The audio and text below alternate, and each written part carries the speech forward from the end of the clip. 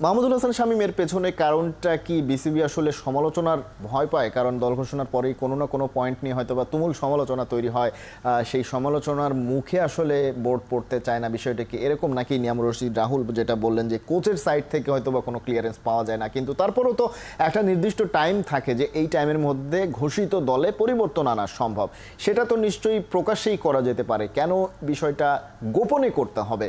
মাহমুদুল হাসান শামীম সেখানে কি শুধুমাত্রই বিসিবির সমালোচনার ভয় কিনা?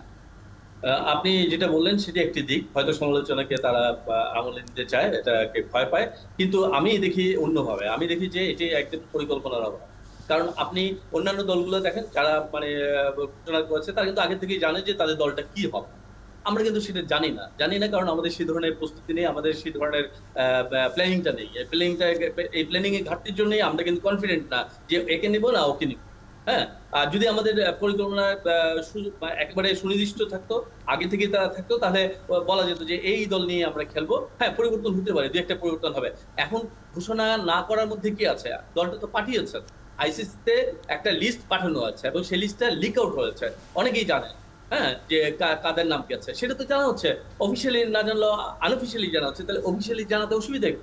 এবং 25 তারিখে আরেকটা ডেট আছে, যে ডেটের মধ্যে টিম চেঞ্জ করতে পারে, হতেই পারে।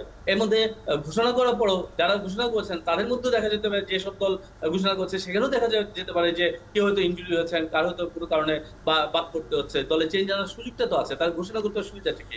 এটি আসলে একটি সমালোচনার ব্যাপার তো আছেই, সেটি তো বড় ব্যাপার। আইসিসি বিসিবি শুধু এই ক্ষেত্রে না, সব ক্ষেত্রে আমরা দেখেছি যে তারা যে একটা অফিসিয়াল ঘোষণা দেবে সেটা কোনো ব্যাপারেই তারা সেটি করে না, তারা এটা লিঙ্গার করে ঝুলিয়ে রাখে।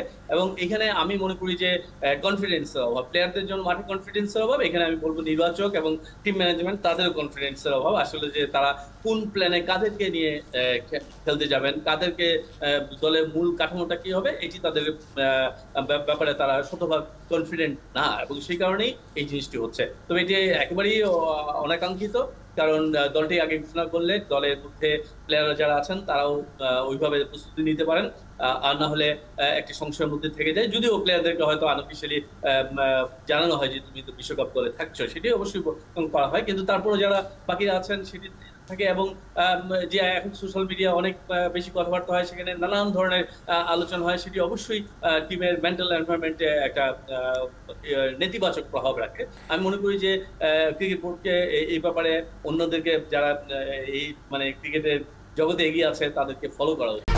1, 2, 3 ঢাকায় জমি জিতে নিন 100% ক্যাশব্যাক সহ 20 কোটি টাকার পুরস্কার।